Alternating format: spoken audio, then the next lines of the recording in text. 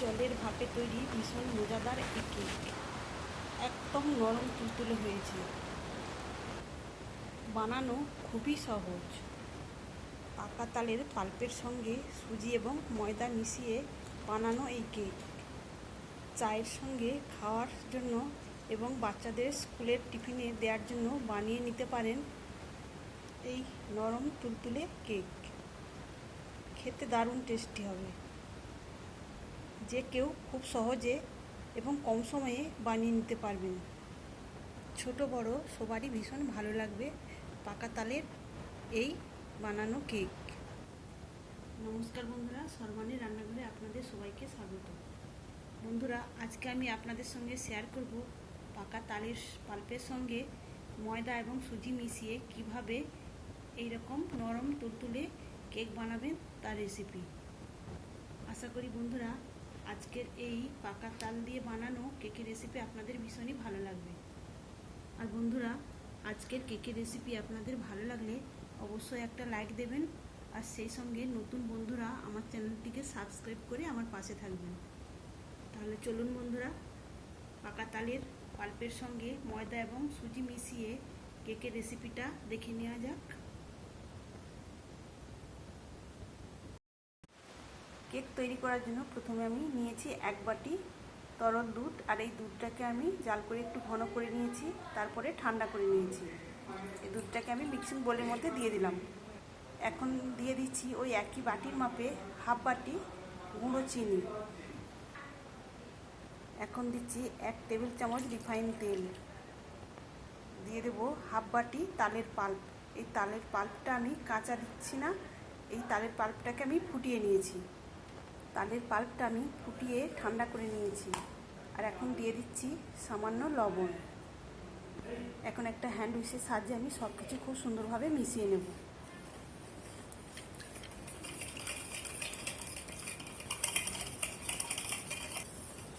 এখানে আমি দুধের সঙ্গে সব কিছু খুব সুন্দর করে মিশিয়ে নিয়েছি।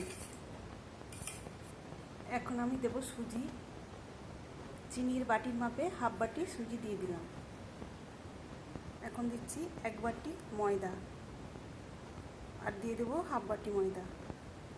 তাহলে বন্ধুরা 1.5 বাটির ময়দা আর হাফ বাটি সুজিটা আমি এই মিশ্রণের সঙ্গে ভালো করে মিশিয়ে নেব। এখানে আমি সব কিছু খুব সুন্দরভাবে মিশিয়ে নিয়েছি, আর এখানে মিশ্রণটা অনেকটাই ঘন হয়েছে, তাই আমি এর মধ্যে আবারও দিয়ে দিচ্ছি হাফ বাটি দুধ। দুধটা দেওয়ার পর আমি আবারও ভালো করে মিশিয়ে নেব।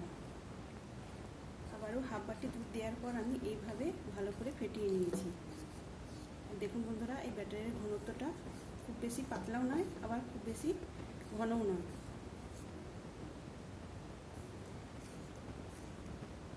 এখন আমি এই ব্যাটারটা 5 মিনিটের জন্য রেস্টে রেখে দেব। সেই ফাঁকে আমি কেক তৈরি করার মোল্ডটা রেডি করে নেব।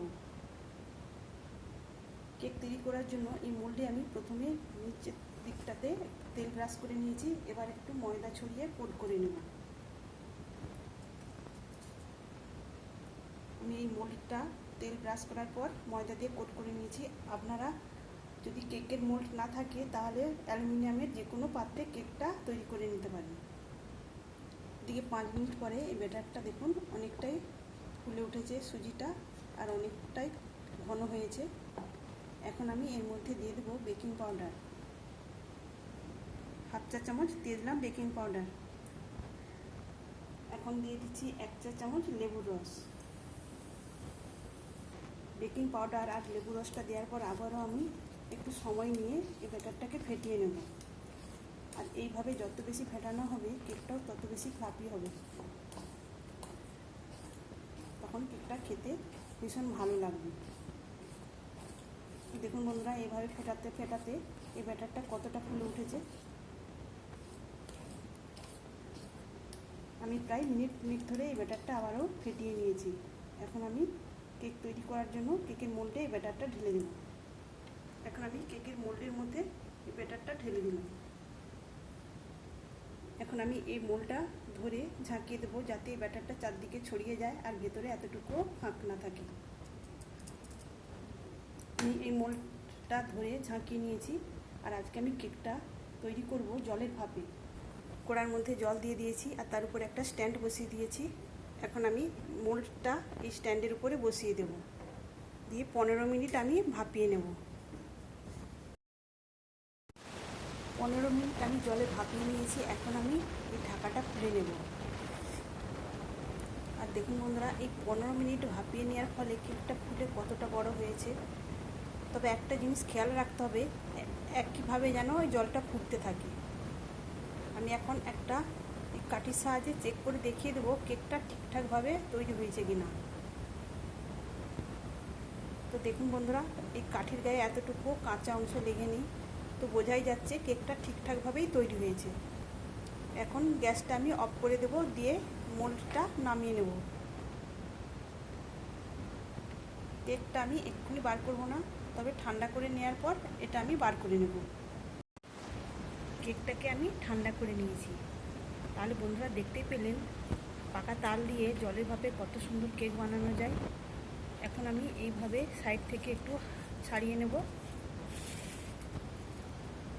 ছাড়িয়ে নেওয়ার পর এই মোল্ডটাকে উল্টে একটু ট্যাপ করলে কেকটা খুব সুন্দরভাবে ছেড়ে আসবে। আর কেকটা দেখুন বন্ধুরা কতটা সফট হয়েছে আর দেখতে কতটা সুন্দর হয়েছে। তাহলে বন্ধুরা আপনারা অবশ্যই বাড়িতে চায়ের সাথে খাওয়ার জন্য কিংবা বাচ্চা স্কুলে টিফিনে দেওয়ার জন্য এইভাবে তালের কেক জলের ভাপে বানিয়ে নিতে পারেন। খেতে ভীষণই মজার হবে। তাহলে বন্ধুরা আজকে এই কেকের রেসিপি আপনাদের কেমন লাগলো অবশ্যই কমেন্ট করে জানাবেন। এতক্ষণ আমার সাথে থাকার জন্য আমার সকল বন্ধুদের অসংখ্য ধন্যবাদ জানাই।